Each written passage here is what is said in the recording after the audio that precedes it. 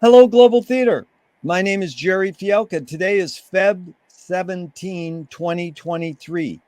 We want to thank Rob Grant and his amazing podcast, I'm Probably Wrong About Everything. It's an honor and a pleasure to be here today with Linda Lux. Where are you calling in from, Linda? I'm calling from Marina Del Rey, where I currently live, at home. How cool is that? The first question is, what is the best thing for a human being? Oh, well, it's only one thing I have to say. I would say health is primary, health and optimism. Oh, I like both of those. That's full circle. We're going to get into that. What's your favorite form of information? How it comes into you? Wow. These days, if you want to get me right away, texting. I'm not. Yeah, texting, or that's phone. I'm not. Yeah, phone or email. Although email is receding in its, intention. I use a lot of email at work, but text. But phone, I'm talking more so about how you learn about the world, the information of the world. How do you consume? What form do you consume information about the world? What's your favorite form to consume information? Well, I listen to public radio. Is my major. Yeah. I turn it on when I turn on the radio. I'm a radio person more than a TV person. I turn it on the minute I wake up, and it's on in my house most of the day. So I listen to National Public Radio and the local channels, LAist and KCRW. Yep. And I'm a radio person. I'm a radio person too. I love radio. Yeah, it's amazing. That's my favorite because I can do other things. I don't have to sit there and just watch. I can multitask. And the news I like is PBS NewsHour. Yeah. I watch it on demand. I'm not much of a TV person, but I do also on my phone. I get Twitter and I get news alerts I subscribe to the LA Times and the New York Times, so I get news alerts. I'm a newspaper reader. I read the LA Times every day. Yep. And I read the New York Times on Sundays, but I get alerts all week. So that's my main. And Twitter. I'm a Twitter person. So sadly, sad to say. Why do you think humans collect or gather information? Because we're addicted to information these days in the new world. So we have to know what's going on right away. It is addicting. That is true. It just makes you know what's going on in the world. Unfortunately, some people get all upset about everything, and it's not healthy to know all this stuff if you don't react well to it. Do you think this need or want to collect information is more innate in humans or more invented by humans? Interesting. Well, I think it's innate to a level because for survival, you have to know what's going on around you. Yeah. So it is innate. The degree, the 24/7 news cycle, I think is invented, and it's not great. Because it keeps you, keeps your adrenaline going all day if you're not careful. And it's intended to do that. It's intended to do that. Mm-hmm. Do thoughts create emotions? I'm sorry, do what? Do thoughts? Do thoughts? Yes, absolutely. You kidding me? Fill in the blank, Linda. I don't know what I think until I... Whoa. Read about it? That's good. Read about it is good. See, McLuhan says, I don't know what I think until I say it. And Joan Didion says, I don't know what I think until I write it. So I'm in a Joan Didion marathon right now. I had never really read her, but I've just read 2 books of hers. And I went to the exhibit at the Hammer. Have you been to that yet? I haven't, but it's good. But she's a very important writer, especially for Southern Cal. And oh my God, it's brilliant. Just brilliant. Yeah. So, yep. Can humans think without language? Wow. I don't know. What do you think? That it's totally valid to say, I don't know. I'm not trying to put you on the Yeah, spot. yeah. But here's what Chomsky says. He says, a language is not just words. It's a culture, a tradition, a unification of community, a whole history that creates what a community is. What do you do, Linda, when language doesn't work? When language breaks down, what do you do? What do I personally do? Yes.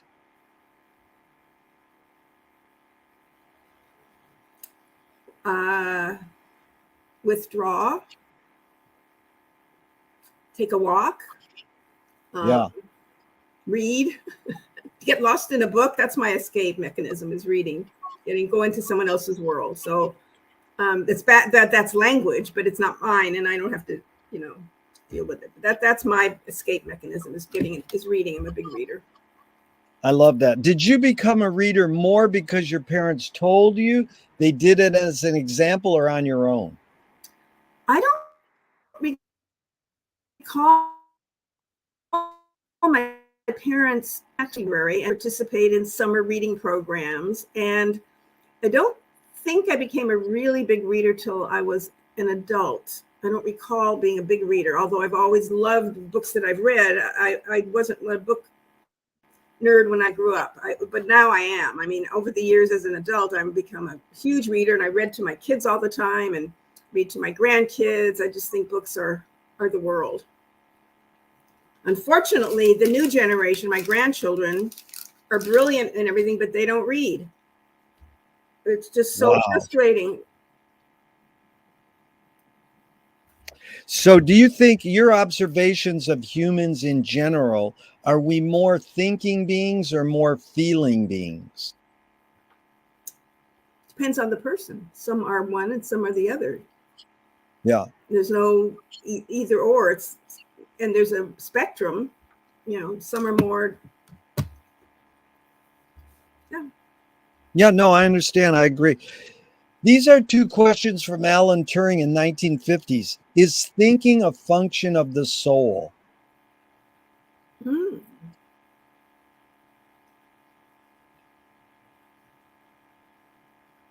What's the soul? Yeah, I would say whatever your definition of the soul is, thinking requires the whole body, the whole sensory, mental, intellectual capacity. So sure. Yeah. Very good. The second Turing question is, can machines think? Aha, this is the question of the day. They're getting to be better at it, that's for sure. Did you ever read the book? Well, it's a newer book, Clara and the Sun. No, tell me about it. No, it's by Ishiguro. And it's about artificial intelligence and about a futuristic, not that far in the future, unfortunately, where kids would go buy their dolls, but they're AI dolls, and they become their friends and live with them. And it's a thing about what will parents do to make their kids get ahead. It's really good. So, yes, I think machines can think, but and maybe at some point they'll take over, back to 2001. I think we're getting there. Sad to say, it's kind of scary. Yeah. Do you more pursue happiness or more pursue meaning? Both. Yeah. Yeah, I couldn't live without meaning, but I really make a point of being happy. That's my life goal, is to choose to be happy. That's a good goal. I appreciate that. Accent the positive is how I was raised. No, that's, you can choose that. I believe you can choose that. Yeah. And I do. Yeah. No, I'm there with you all the way. Does the brain more detect consciousness or create it? Like, is consciousness there bubbling away and we're detecting it, or are we more creating it? I think it's there bubbling away, and depending on what bubbles over that you're aware of, I think it's always there. I could just look at dreams. Dreams are all over the place, but they're all part of what's inside you, bubbling up. I'm usually not a big dream person. I was never one to write down dreams or really focus on them. But lately, I've been having these vivid dreams. It's interesting. And they last more than usually I wake up and they're gone. But the last just a couple of months, I've been noting dreams and kind of trying to analyze where that info came from. And it's usually what's going on in my life or feelings. And it's kind of interesting. I never focused on dreams before. I know many people do, but what was the question? I'm sorry, I forgot the question. No, that was really good because it was, does the brain more detect consciousness or create consciousness? Because then you went into, see, Marshall McLuhan talked about Finnegan's Wake by James Joyce, is that artists dream awake. And not to sound elitist, but everybody has this creative ability to, create these scenarios while they're sleeping. But some people dream awake. So when you said that thing like dreams are always happening, it is sort of weird because you walk down the street and you see something happen, you go, that was like a dream, So what word I liked you use was awareness. I said awareness. When you become aware of it, then because it's there all the time. Right, because you can say, no, I'm living right now and this is the real world. I'm aware of it. Or you can walk around in sort of a zombie dream state, And I probably go in and out of both. Yeah. Right. What's faster, speed of light or speed of thought? I don't know. What's the answer? Well, there is no answer. It's just like some of these questions, if you want, you just give a guess or a hunch. There's no. I don't know. That's all right. This question is maybe more up your alley because it's Audre Lorde, who is an activist and a poet.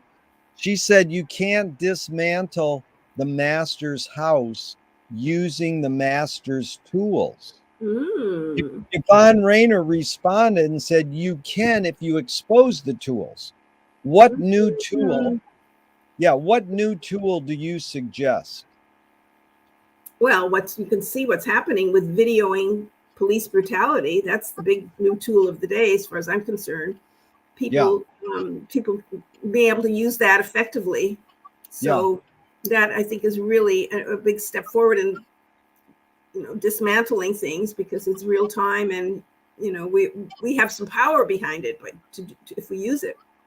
So that was good, Linda, because it's called citizen journalism, and I thought the woman who shot the George Floyd footage, she should have won the Academy Award for best cinematography because it took a lot of guts to shoot that. Stand there, to stand there, and it ruined her. She said she had horrible nightmares because she didn't put the camera down and help something. I know nobody did. I know, but and she when you're in those situations, you freeze. The sad part. But she froze with her cell phone on. Now, I have a question about that very thing you brought up, which we've discussed in our groups a lot, is should we require cops to have cameras going? Because in the big picture, don't we want peace officers, cops, to act humane to other people because that's the humane thing to do, not act humane because a camera's watching them, because they can easily just angle the camera so it doesn't show them doing some misdoing, or they can just say, well, the camera broke and it wasn't working. Which is what happens all the time. Yeah. But I mean, how do we do that? How do we, get our peace officers to act humane because that's the humane thing to do, not because a camera's watching them. Well, whatever the reason is, it has to be done. And I think we're moving towards that sort of transparency. That's not going to mean that certain people are going to turn the camera off or say it broke or turn it the wrong way. But it can only get better when there's more public transparency about what they're doing. And then it'll hopefully defer some of their behavior. It's like mommy watching over you. You're going to be less willing to behave if your mom's going to, punish you or catch you out, call you out. Some people unfortunately operate on that sort of scenario rather than in from an internal place. So, or big brother or big mother. Yeah, I love it. Big brother or big mother. Linda, what do you worry about when you go to bed at night? Will I be able to go to sleep? Will I have a good night's sleep? That's my first worry. What do I have to do the next day? What time do I have to set my alarm for? Or if I do, that kind of stuff. So McLuhan learned from a poet that artists are the antenna of the race. The artists are broadcasting and detecting the hidden psychic effects of our inventions, so we might be able to cope with what we don't like about the inventions. So, Linda, I asked you the question Marshall probed his whole career. Why do we ignore the hidden psychic effects of our inventions, even though the artists are broadcasting them to us?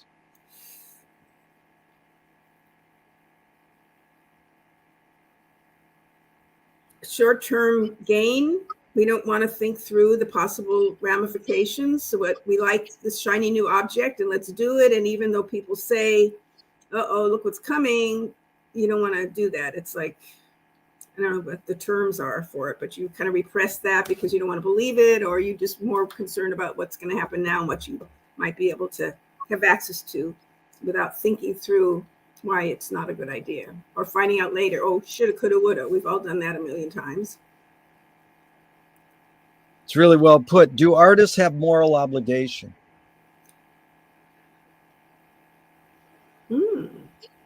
Well, one would hope artists do, but that doesn't mean they have to. I mean, some do and some don't. I mean, you can't legislate that. That would not, some of the great artists were not very moral people, but they still had art in them. So, yeah, they should, but that doesn't mean all of us should as well, but doesn't mean they do. We do. Yeah. Are you more afraid of new ideas or more afraid of old ideas? Well, old ideas are also new ideas. I don't think there's, I think it's a continuum. Different variations of the old ideas, but I'm afraid of some of the old ideas, and well, yeah, I'm afraid of both. It depends on what the idea is. If it's punitive and oppressive, yeah, I'm afraid of it, old and new. Yeah. Can you conjure up your earliest memory ever or one of them? Sure. What is it? Tell us. There's a couple that come to mind. Sorry. No rush. I didn't mean to rush you. Yeah. No. I'm sure I remember when I was 3.5, 4 years old, coming to California on the train, because I remember we had a room with my twin brothers who were 6 months old, and my grandma and my mom and I.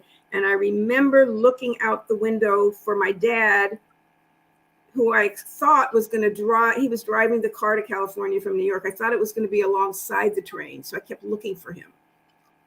And I couldn't understand why the car wasn't right there where I could see it.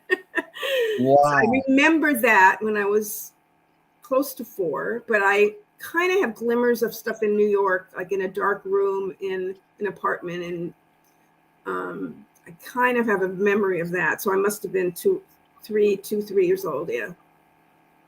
Wow. Is memory more a curse or more a blessing? Depends how you look at it. I like my memories. Yeah. What's bizarre is some things are so crystal clear, and some other things people say, oh, you remember the time? No, I don't remember that at all. So it's selective. Yeah. It is funny how our brain selects certain things, and you're like, what? Why did I remember that? Yeah, and people say things to me like, remember the time I did this? And no, I have no idea what you're talking about. Linda, please tell me someone within your immediate family, then outside your immediate family, just briefly, who had an impact on you, kind of like a role model, and what specifically was that impact? Well, my mother, who I appreciate more every day as I get older, was my role model of a hardworking person who never let anything get her down and just persevered through whatever and adversity. I realize that now is a great gift. She never got sick. She worked the whole time. I had a lot of issues with her, but that particular modeling of working and doing whatever had to be done without complaining and just doing it for as long as she could do it was the role model. And then, you know, every time she got sick when she was older, she'd say, "Oh, I've had a great life, but I don't want to die because I don't want to see my children cry. So I'll live." She lived to almost 98. Wow. And worked the whole time. She worked. It was down to 1 day a week when she died, but she liked working. Yep. Now, before you go to someone outside your immediate family, I was curious about your mother. Do you think she lasted 98 years more because of her lifestyle choice or more because of her DNA? I know it's both and it's hard, but just your hunch, like your hunch or your inclination. It is both. I mean, her sisters lived long ages. The women in my family tend to live long. Attitude. I mean, she never gave up. So, so it's both. It has to be both. Yeah, but I love you said attitude. So why do you think women live longer than men? I think that's genetic. That part is because, you know, they're just women are meant for endurance and men for sprinting. They kind of poop out earlier than women. That is good. So now outside your immediate family, someone who had an impact on you, and what was that?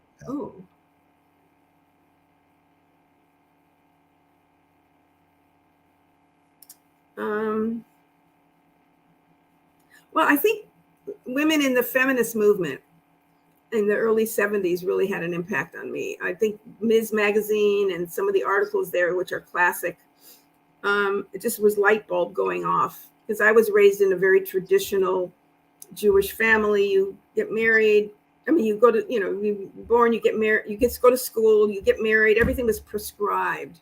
And I really was extremely unhappy in that situation. And that movement just gave me another way of living and breaking out of that and finding another way to live. So that really influenced me, gave me permission basically to acknowledge the feelings I was having about being unfulfilled and not living the life that living the life I wasn't happy in, and then trying to find another life, giving me permission to look. That was really meaningful to me. That's good. So do you pray? Well, sometimes I do if it's like a religious service that I go to, rarely, but I do go, or, you know, ritual kinds of prayers on my own, just to do it, not much, but I do it more ritually than, I think things, but I don't like consciously sit down to pray, but I do. It helps me. I do pray when it's ritually related. Yes. Yeah. Linda, if God does exist, what would you like God to say to you after you die? Well done. Yeah. Good job. You did the best you could. Yep. Do evil people exist, or does evil use people as a vehicle? I like these questions, Jerry.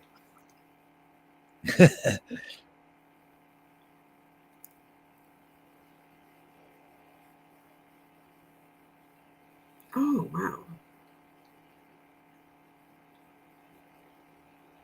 I think it exists. I think it's somewhat tribalism. I think it's the worst of the evils. I think people have it. It's all across all cultures. This self-protective thing, which allows you to kill people and oppress people and enslave people. That's a cultural thing across many cultures. So that exists. I don't know how you not say that doesn't exist. I mean, yes, it can be learned. Yes, it can be created, but it's pretty much in every culture. Yeah. In terms of treating of other people, which is evil. Yeah. Well, the hidden question sort of is, Linda, how do you advise someone to deal with an enemy? And I'll set it up with a few modern thinkers. Alan Watts says, if you acknowledge your enemy, you empower them. Exactly what I Coppola, was going to say. yeah, well, Coppola says, keep your friends close and your enemies closer. I know that one. I don't agree with that one. I don't like that one. But well, let me just give the other two and then we'll go into. JFK says, forgive your enemy, but don't forget their name. And Fellini says, I need an enemy. So it's basically a lot of thoughts. How do you advise someone to deal with an enemy? Don't engage them. That's my first line of advice. Try not to engage, because that does give them power. Yeah. And stay far away, but watch your back. Yeah. Well, it's funny because Nassim Taleb said games were created to give non-heroes the illusion of winning. In real life, we don't know who wins or loses, but we can tell who is a hero. Now, when I told someone that, they said, well, villains don't think they are bad. They want control. Heroes want freedom. And, Gregory Bateson, the anthropologist, says if a criminal gets caught, do they go, oh, my criminal skills weren't up to snuff that day? Or do they say, oh, I did something morally or socially wrong? So it's a lot of thoughts. It's just, what do you think? Does punishment work? Well, theoretically, no, punishment doesn't work. But sometimes you just got to punish people. Yeah, no, theoretically, it doesn't work. It doesn't work in child rearing. It doesn't, work in other areas, but it's necessary, I guess. Some people, I don't know. It shouldn't be necessary, but it is. Just having raised kids, you have to remove them from the situation. There have to be consequences for behavior. Yeah. James Joyce was the first projectionist in Dublin about 100 years ago. He basically said, this is stupid. Why should I go inside a building and see a movie of a tree when I can go outside and see a real tree? And years later, Faulkner said, sometimes the best fiction is more true than journalism. Why do we have to recreate things in order to get them? Why do we have to go to a theatrical play of people acting out life? Why don't we just live life? Because sometimes you have to stop and think. And so going to a movie will make you think of thoughts that if you're just out and about all day, you don't stop to think about. So, yeah. So, Linda, walk us through your sort of career path. Like, what was the tipping point? You sort of discussed this before we started on how you got into being a teacher. You picked education, and then the tipping point on where you became an activist, a community engagement organizer. These two callings. What was the tipping point that you chose to do that?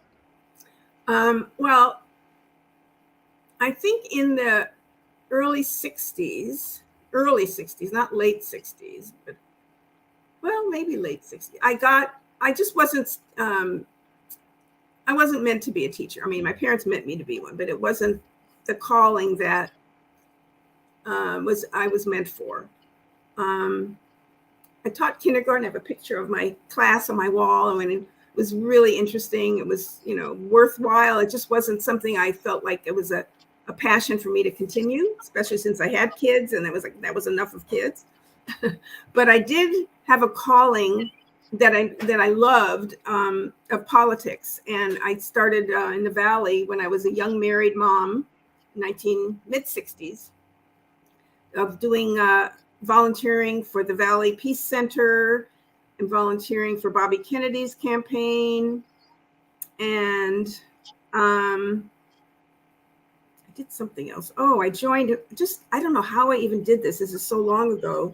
A low-income housing task force in the San Fernando Valley in the 60s to try to get the Warner Center, which was being proposed to be built, to include low-income and workforce housing. I mean, how I even got there, but that's stuff that interested me.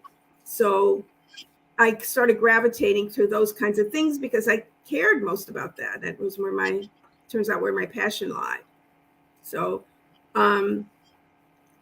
it just kind of was a gravitational thing. And then when I got to Venice, I could do whatever I want.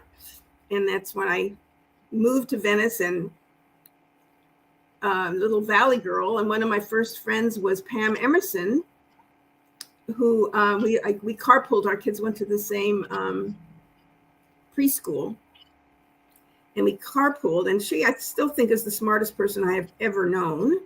Besides being a poet, she was she had her master's from MIT. She had what you call it, I forget the word here. I'm losing words. She could remember everything she read, ever, verbatim. Yeah. Photographic memory. Couldn't think of the word. Anyway, so I never knew why she was my friend. I know I'm smart, but I'm not smart like she was smart. Anyway, she took me, when I moved to Wavecrest, bought my house on Wavecrest, she took me over to meet John Haig. As one of the first, she was my first friend. She took me over to meet John Haig. And I forget the guy's name who worked with the beachhead, and sort of just hand walked me over to, and I wound up working on the beachhead, which was really great fun. And she wound up working for the Coastal Commission. She was their first staff, and I used to babysit her kids, and she'd go up to Santa Barbara. She worked with them till she died, actually. Sad to say, she passed away already. Brilliant woman. So she got me moving towards the things that I cared about in Venice right when I moved here. So that's pretty cool. What year was that you moved to Venice? 70 with my first husband. And then I lived with him when I had my second child there in Venice. And then we moved to Santa Monica Canyon. Then we got divorced and I moved back to Venice. So 72, I moved back to Venice. 73, I bought my house on Wavecrest, where I lived for 45 years. Yeah. How cool is that? So let's go back to the word you used, Linda, was caring. How did you develop this want to care for other people? Was this the way your parents raised you, or on your own? My dad, they were not activists. My mom wasn't political at all, but my dad was, our dinner table conversations were all liberal, democratic stuff. There was all the right values. We would talk about that. It came from my dad. But then once you got into what's called community engagement, suss that out. What does that mean? Like, to me, I hear that's like a form of social work, but what does community engagement mean in the big picture? And how many years have you done it, and how's it shaped your behavior? Well, I think I'm an ADD person, which turns out it really, limits what I can do. I have a hard time really staying with anything I don't really want to do, so I don't, and that's just my problem life. So with communication, my skill set is limited, but it is dealing well with people, collecting people. So when I have something I'm passionate about, I care about, it's really easy for me to go out, reach out to people and get them involved. That's a skill set that's natural and easy for me to do, and something I care about. So that's where I wished I had, gotten more schooling and so forth and so on. But that's just where with my personality and my, ADD, it's got to be things that are more surface, basically, than deep thinking and studying. But what does it entail? What does community engagement entail? Like, give me a specific of what you've done in these how many years? So how many years have you been in community Well, I engagement? mean, it's been a natural evolution of things. Yeah. Oh, here's a good one. You're gonna like this one. I don't know. If you read this month's Beachhead, in the mid '70s, I was asked by Bruce Margolin, who I've known since high school, to go to a meeting in San Francisco for NORML. This is right after I got divorced, National Organization for Reform of Marijuana Laws, which I loved because my life in the Valley was we smoked a lot of pot in the '60s, but I knew I was a privileged person, and I was watch TV and they'd be arresting all the hippies and Black people for pot. I knew I was safe. I had my middle class life and little middle class car. I wasn't going to be busted. But my husband and I adopted a child, and for a lot of reasons. But we had a new baby, and I'm watching this stuff on TV, and I was just absolutely incensed, knowing that if I got arrested, which I wouldn't because of my situation, they would take my child. So I got politicized on that issue very early. So when I moved to Venice and Bruce took me to this meeting in San Francisco, I found an issue that I was passionate about, that I could be useful at, and my little cohort of people wound up changing the laws of California. So that was the first really, successful action. We lobbied in Sacramento, and we actually changed the laws. The first decrim law in California was my little cohort for NORML. We decriminalized it so that it used to be that any infraction was a felony, anything at all with pot was a felony offense. It became decriminalized, and never in my lifetime would I have imagined that it is where it is now. Although it's still not perfect, because a friend of mine's son, who's Latino young man, just got arrested and taken to jail for suspected smell of pot in his car, and they took him to jail overnight, which is bizarre, and let his white guy in the car who was actually smoking drive off with his car and put him in jail. So it's still a racist situation, but that was the first thing I became passionate about. And I would go on TV, I would do all kinds of interviews, because here I was, the righteous single mom at that point, white woman, being able to rail against the pot laws. So it was really a good situation to be in.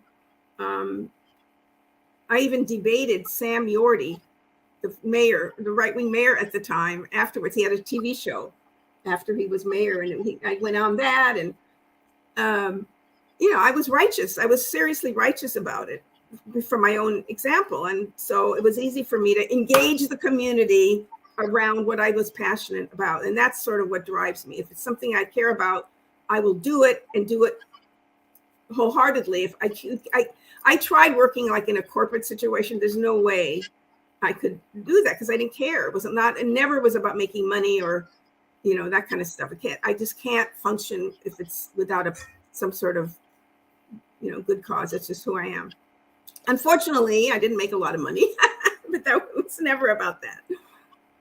But Linda, it sounds like you have this ability to know what you want to care about. Well, it comes up.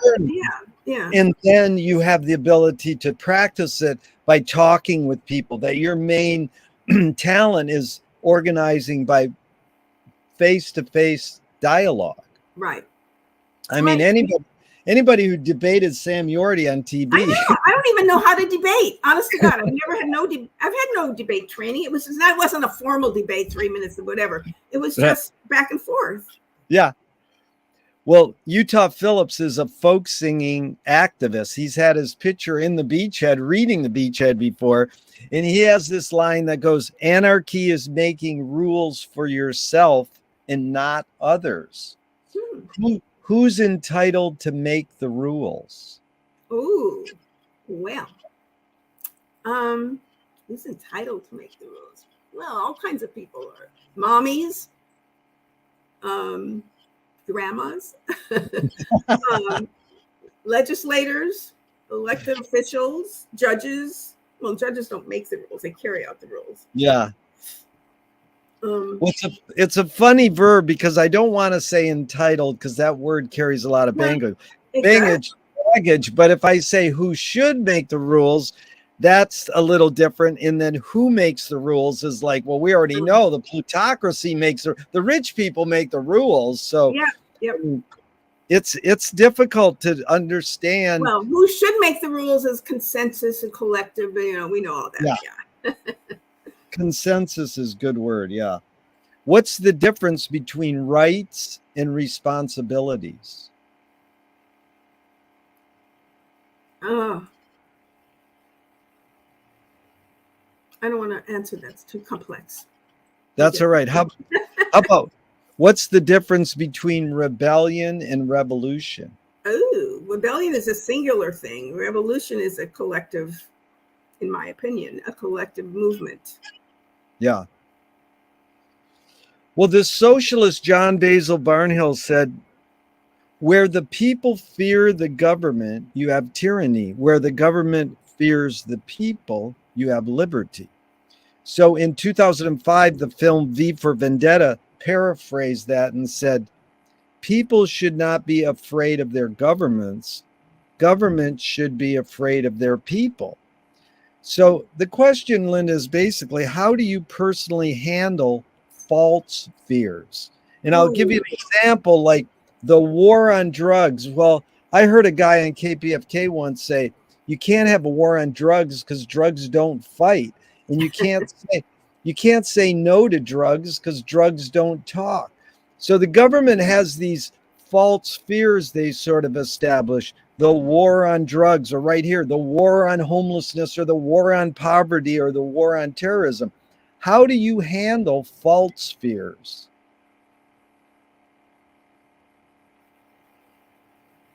I try to shut it out. I try not to be a victim of it, number one.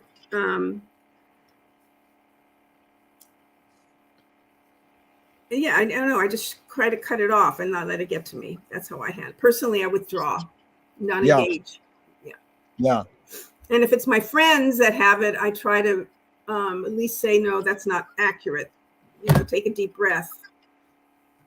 But it's hard when it's people that close to you and you see them reacting to all this stuff. And I just say it's not healthy for you to react that way. Maybe you shouldn't watch that much stuff, or, you know, because it affects you emotionally, it affects you physically if you let that get to you.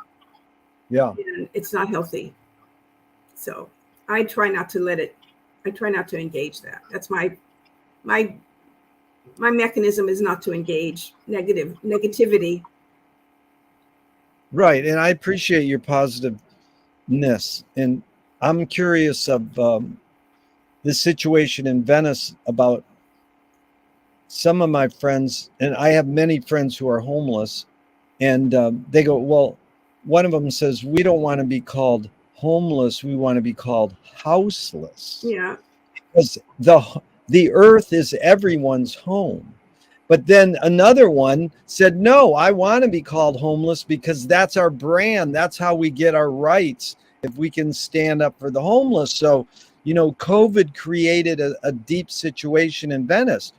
All my friends who lived on the boardwalk pre-COVID got away with it because they couldn't build a shanty town, because every Friday they would come through and make them move their stuff over while they sprayed the boardwalk down, and then they moved their stuff back.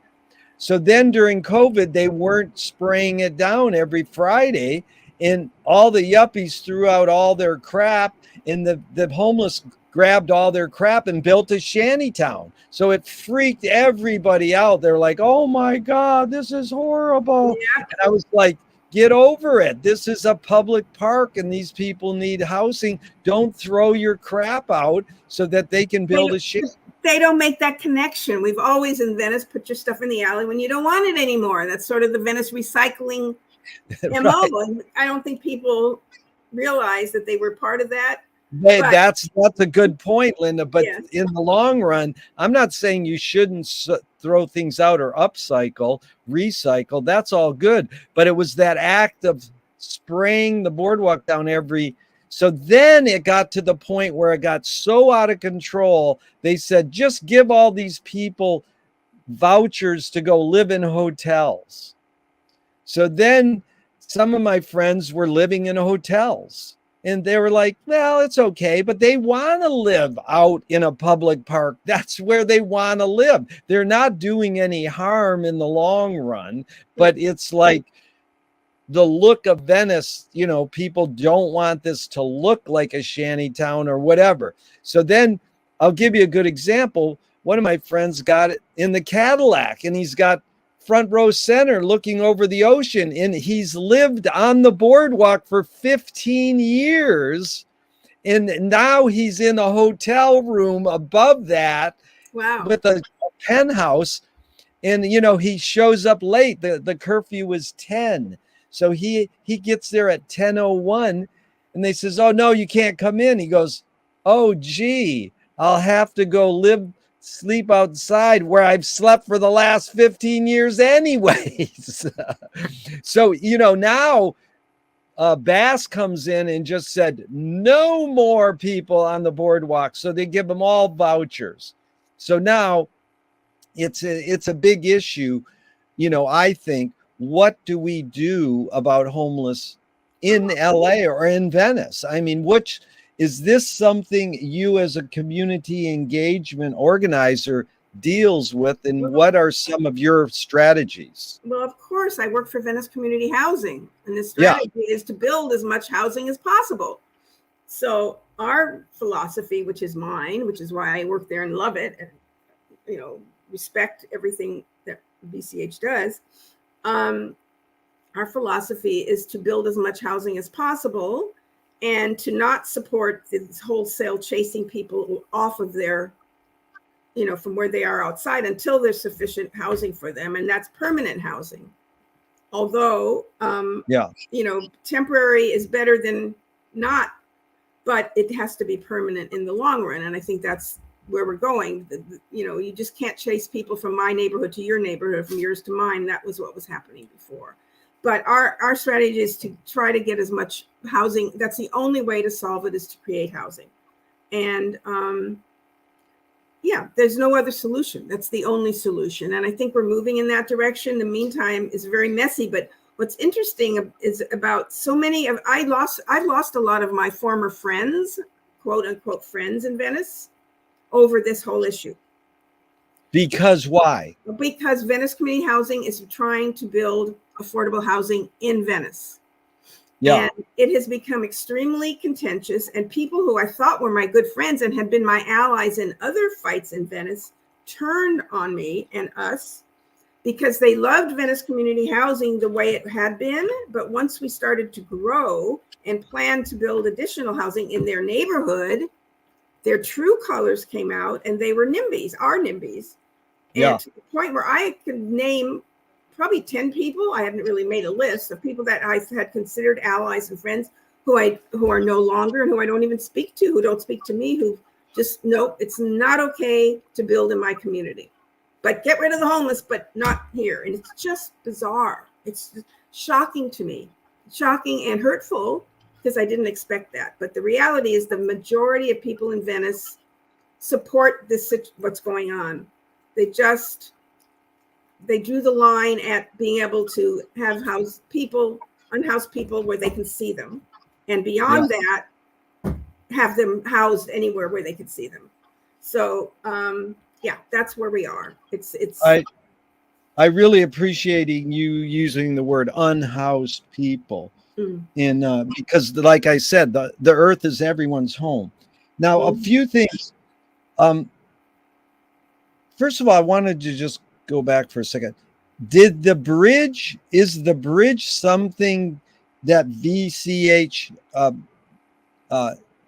supported? You know, the housing the homeless in the old bus. Yeah, I don't know. Do we have a position on that? I don't know if we took a position. I don't remember, but I don't.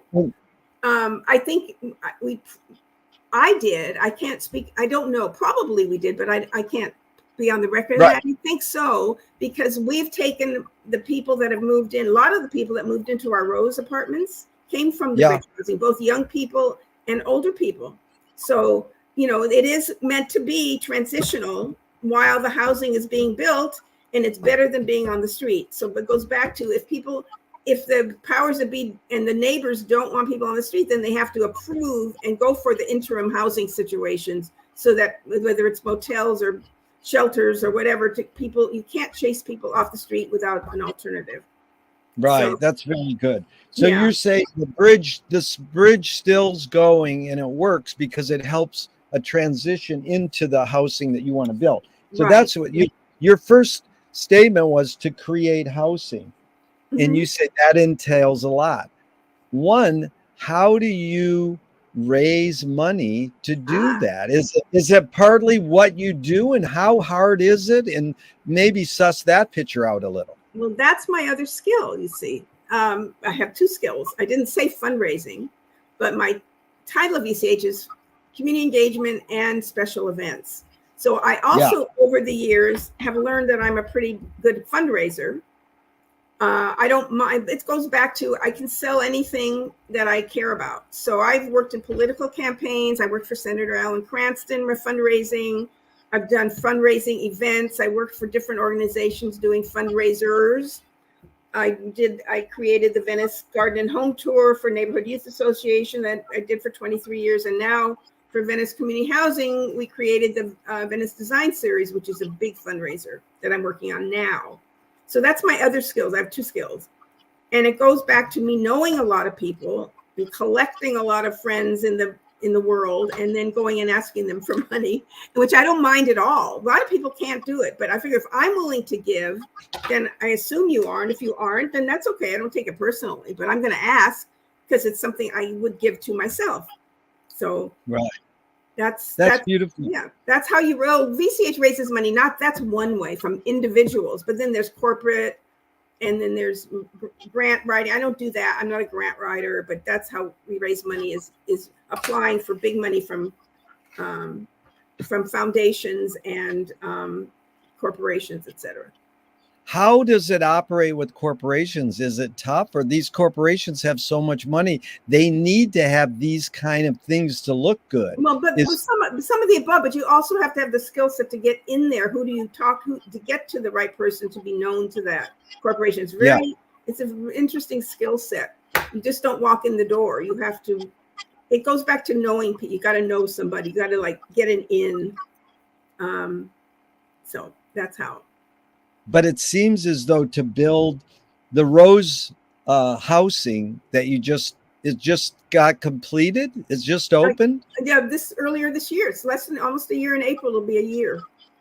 I mean, that must have been a lot of money. A lot of money, but a lot of it's there's federal funding, county funding, city funding, and then private funding. Most of it's federal, county, state, city, and then we have a whole team that raises that money. I don't do that. I just do more of the individual donor stuff. How has all this, it's an inspiration to me and I appreciate it. How has it shaped your behavior, who you are? What has it done to Linda Lux? What, in the big picture, how has this shaped who you are? Well, it gives me self-esteem to know I can do things well, because basically I don't have that high self-esteem because I can't do a lot of things. But it's very rewarding to me to be able to do things that I both love and then can show results for.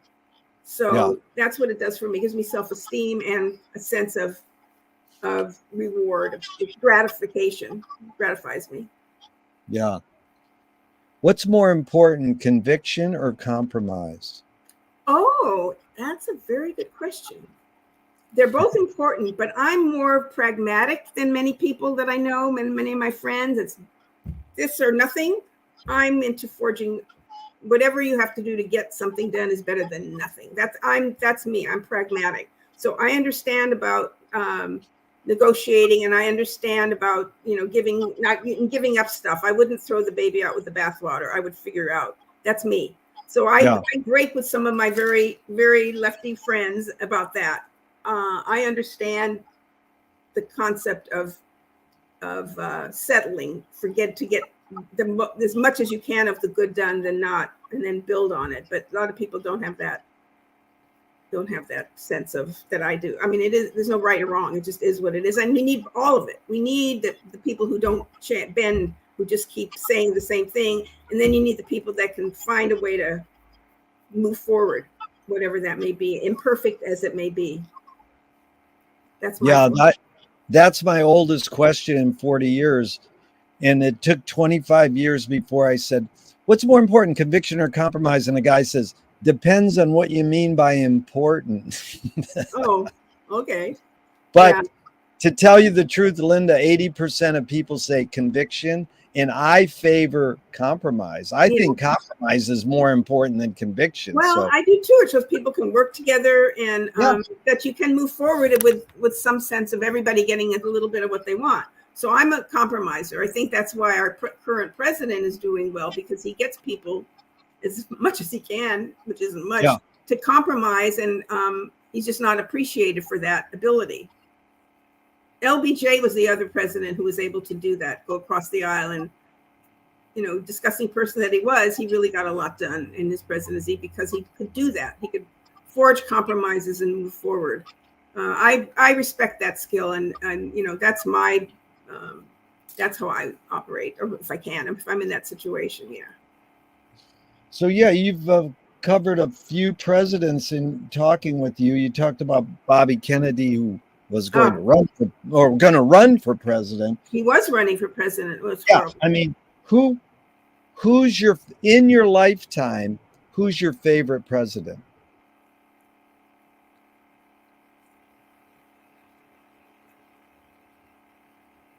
Wow. I got to say Obama, just because it's Obama. I love Obama. Yeah. Got to say Obama, although he wasn't the most progressive. He wasn't, you know, but what a guy. Yeah. Who's your political hero of all time? The person who just, would it go back to Bobby Kennedy or someone else?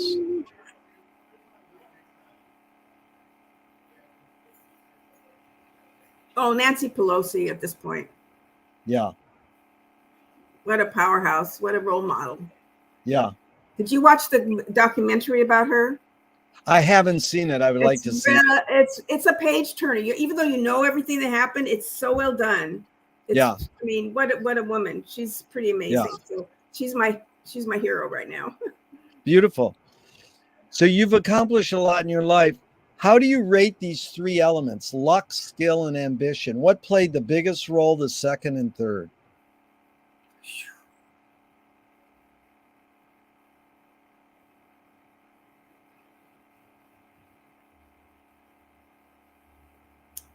I think ambition, skill, and luck. Very good. I love it. And so I used to ask that question differently. I used to say, is ambition based more on fear or joy? But this is in regards to your observations of humans in general. Do you see people's ambitions based more on fear or more on joy? I think joy. Yeah.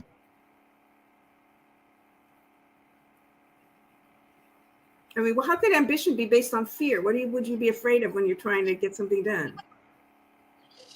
Well, it's funny because change. I guess if you're climate change and things like that. Yeah. Okay. Yeah, I get that. It is just an interesting question. I mean, I started with those two questions: conviction and compromise, and fear and joy and ambition. And most people used to say fear of what caused them, you know, people to be ambitious. But I changed it, and it's always interesting. So I have a question. Can I ask you a question? Oh, sure. Go ahead. So why are you doing these interviews? I don't know what I was expecting, but I wasn't expecting I wasn't expecting this, which I think it's great. I'm having a great time. But what is your purpose of this? I'm just curious.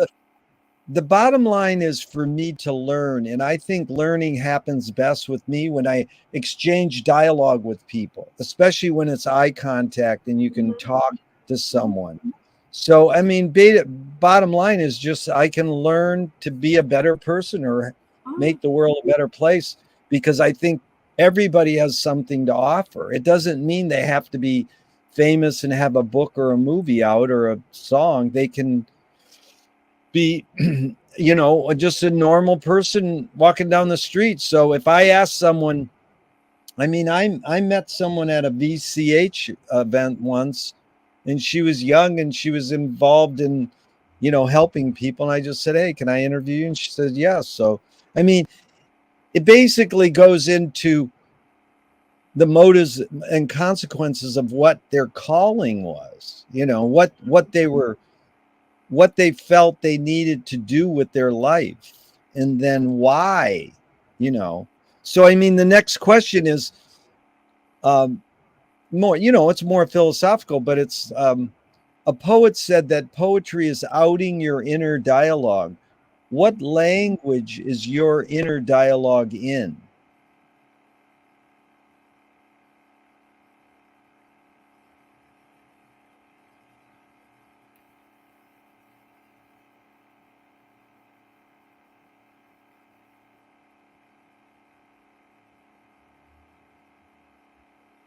I don't know if I could put a language.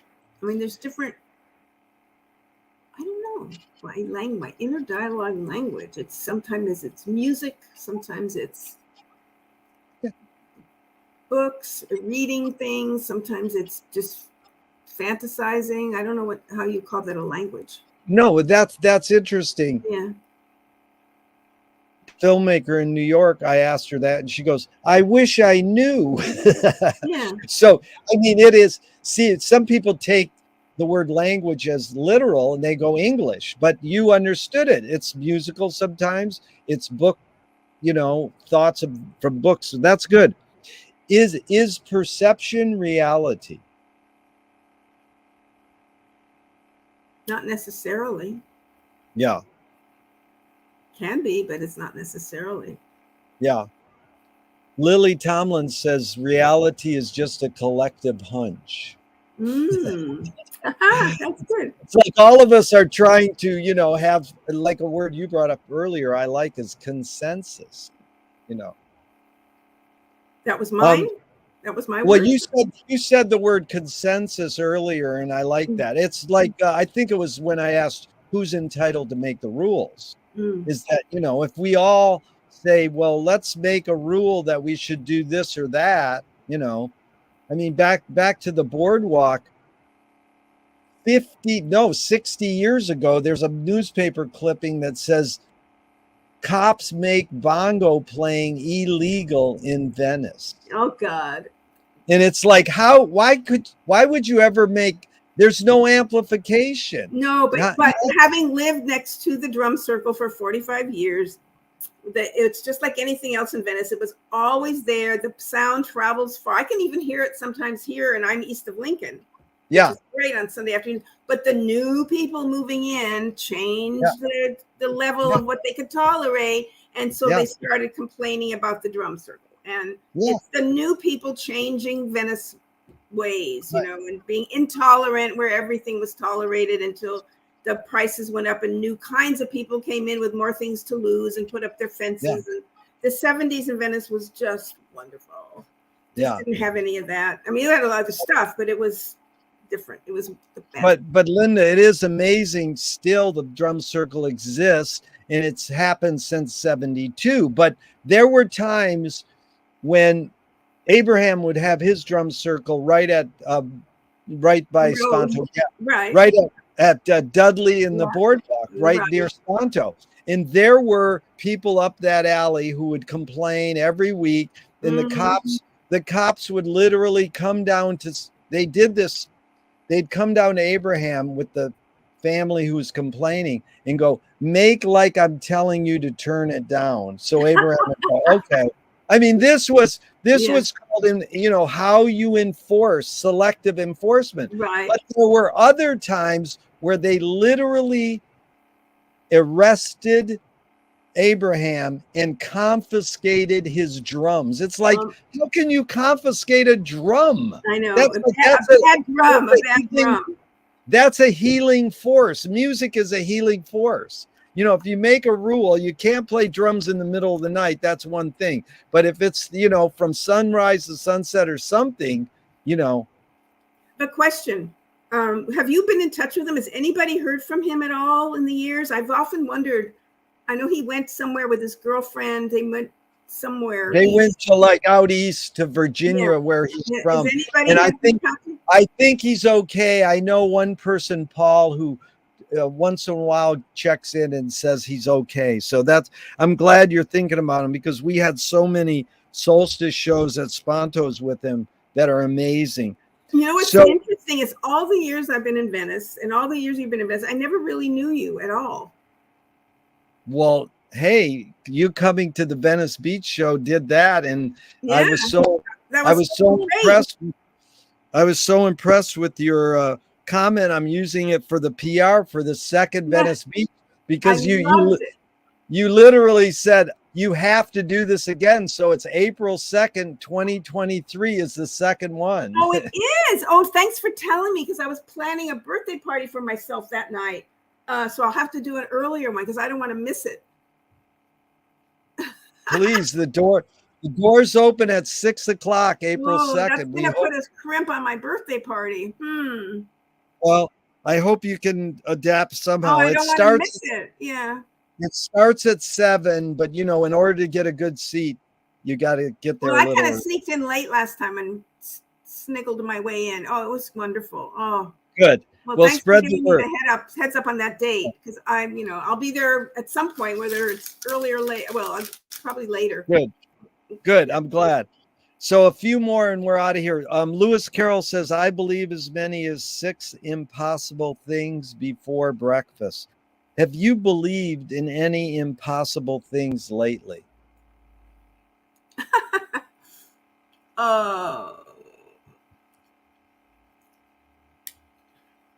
Well, yeah, I believe in impossible things like getting rid of MAGA. And that's good. I like that. That would be a real blessing to the world, getting rid of those horrible traitors. So Linda, tell me one major element of your involvement as a community engagement organizer that stayed the same, and one element that's changed in the many years you've been doing it.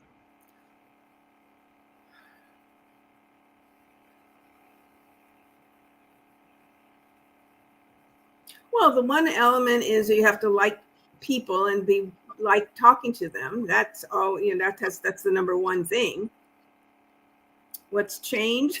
A lot of my friends are dying. You got to like people, and what's changed is that they die. Yeah. What's your feeling of life after death? What do you think happens? It'll be interesting to find out. That's good. Paul Krasner used to say, I only believe in reincarnation in one of my past lives. Yeah. Love Paul. He was my neighbor. I love Paul. Paul and Nancy. Paul and Nancy were so special. They were indeed. Yep. He was involved also in Normal, so I used to see him at conventions and so forth. Yeah, I liked Paul a lot. So, Linda, Moshe Feldenkrais works with healing and movement. He says it's literally possible to identify a weakness and incorporate it to become a strength, rather than we're normally taught to overcome a weakness. Tell me a weakness you turned into a strength. A weakness I turned into a strength.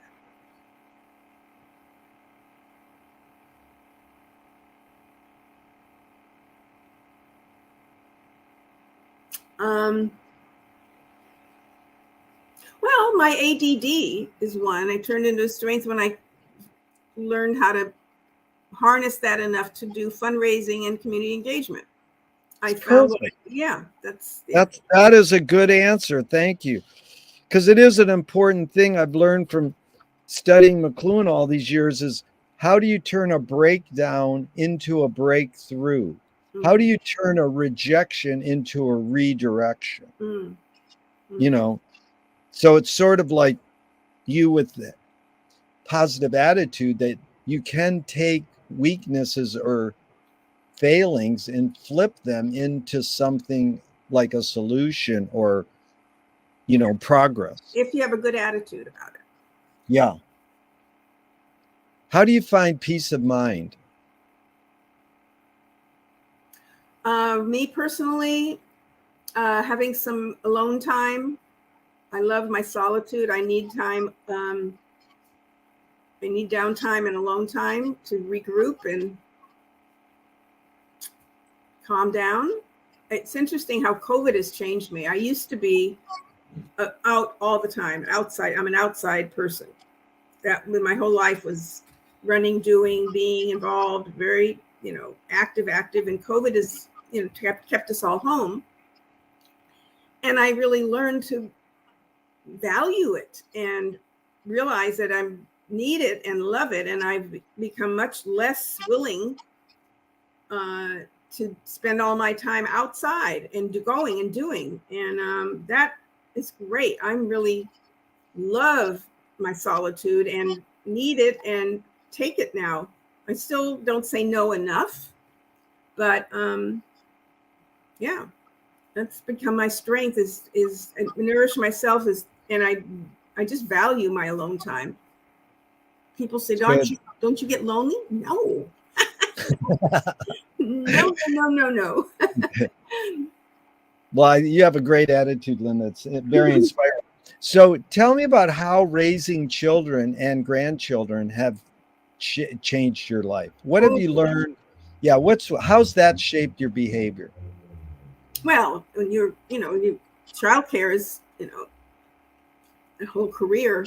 How's it changed my behavior? I don't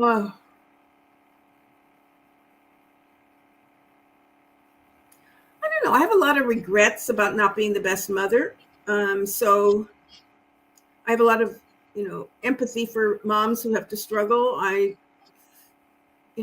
hit Venice as a single mom, and I feel like I neglected my kids more than I should have. I was really busy doing other things, which is why being a grandmother is great because your hormones are down. You're not running around as much. It's like unconditional. You give them that undivided attention that you weren't free to give to your own kids.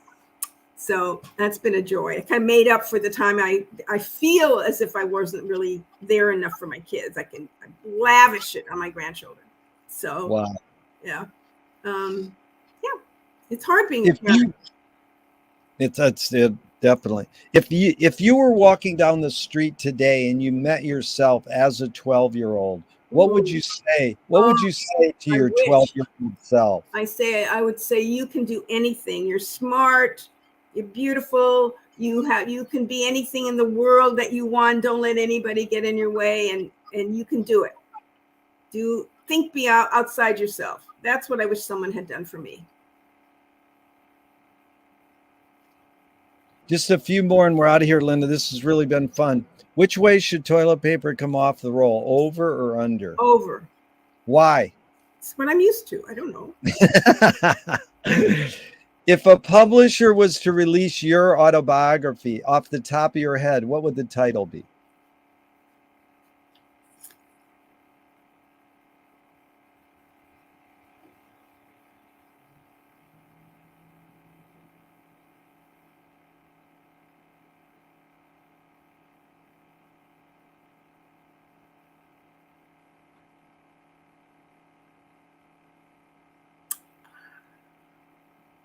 I want to say "You Go Girl." That's good. Okay, let's leave it as that. You go, girl. I like that. They want to scent the glue in the binding of your autobiography. They want to what? They want to what?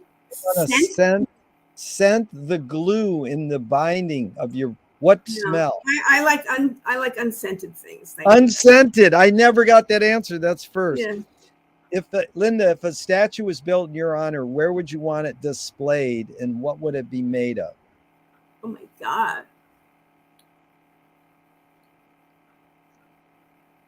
I don't want a statue. A bench on the beach I would like. There you go. A bench on the beach. I love that. You know, I used to hang out on the boardwalk with two political activists. I'm Who? curious if you knew them. Who? Phil Chamberlain and Bill Mitchell. Oh, Phil was my neighbor. He lived in the little house on Wavecrest. I know Phil. He was my best friend, Phil Oh Chamberlain. wow. Okay. Well, I lived like one, two. I lived two. One. There was one house in between my house and his house.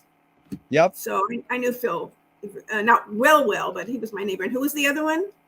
Bill Mitchell. He used to stand on a broken TV on the boardwalk and go, "This is Bill Mitchell on TV." And I got him on KPFK. He's a political orator. Oh. And Huh, I remember him. He named the Venice beachhead. He was really a great activist. Oh, wow. And one of my old boyfriends designed the masthead, the Chihuahua, and the what's his name? Bryce Wood. He was Bryce? my boyfriend.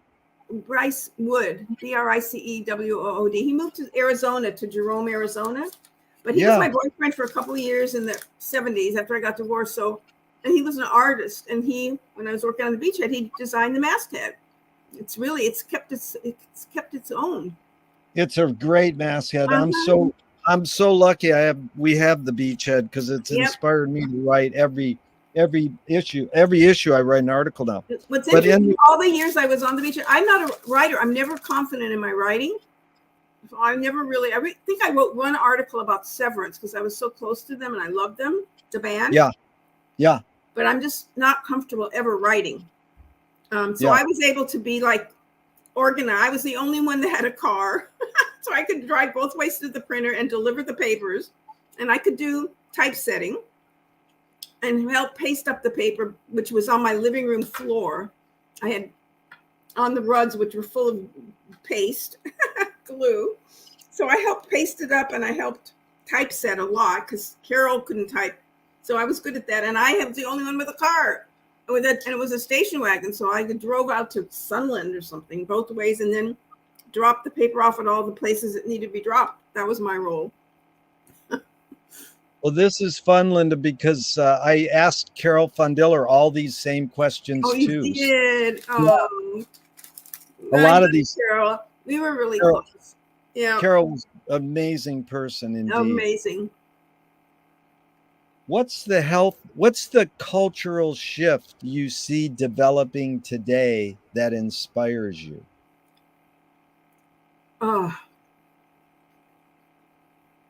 Just more women and people of color getting into positions of power. Yeah. That inspires me. What does courage mean to you now?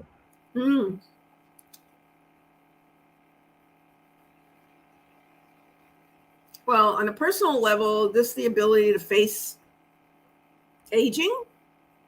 Yeah. And I'm going to be 80 next month.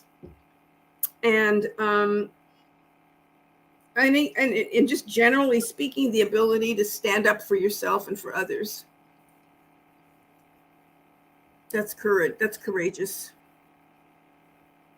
To stand up for yourself and others is beautiful aspiration. I love that. How do we stop our governments from going to war?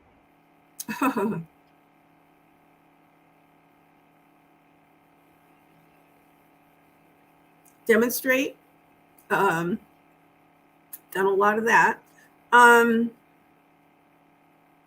Elect different people.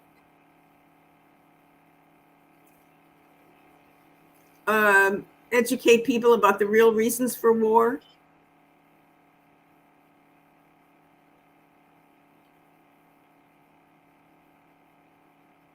That is a good inventory of action. I appreciate it. I got two more and we're out of here, Linda. Thank you. Thornton Wilder said in 1928, art is confession. Art is the secret told. But art is not only the desire to tell one's secret, it's the desire to tell it and hide it at the same time. You've laid your cards on the table for 80 minutes. I'm not insinuating you haven't already answered this. What's it really all about for you?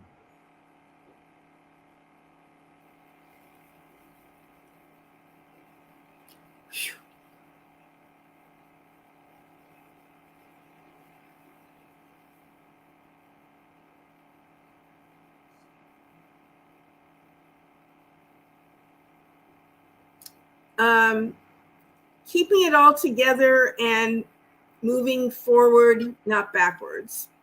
Yeah. With a good attitude, just trying to keep it all together to do that. That's a great formula. I love it. The last question, Linda, is what gives you the most optimism?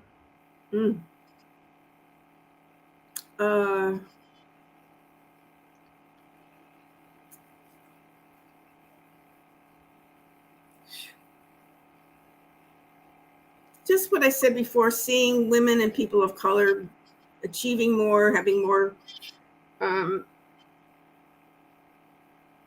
visibility, more power. Yeah. And that's the only hope. Yep. I agree. Well, the first question is, what's the best thing for a human being? And I actually learned from a woman in Venice who studied with Wilhelm Reich that the best thing for a human being is another human being. And the last question is the question they asked Groucho Marx at the end of his life: what gives you the most optimism? He says, other people. So it's sure been fun spending this time with another person. I really appreciate it, Linda. Well, thank you. Appreciate all you do. And even though I'm going to hit the end broadcast button now, I hope we can keep talking forever and ever. Well, nice getting to know you too, Jerry. Now I should be able to interview. Has anyone ever interviewed you with these questions? Yes, I've been interviewed a lot, but I'm always willing to talk and have dialogue. That's my favorite thing. So. Oh, okay, good to know. But as I didn't take this time interviewing you back, I should have asked you every question back. Anytime, I'm more than willing. And Linda, mark your calendar now, April 2nd. Thank you for sharing that, because I haven't set my party date yet, but I may have to now. I don't want that show. It's a hell of a show. Yeah, Venice West. We look forward to it. All right. Thanks, Jerry. Talk to you soon. Thanks, Linda. Susie. All right, bye. Okay. Bye. Bye.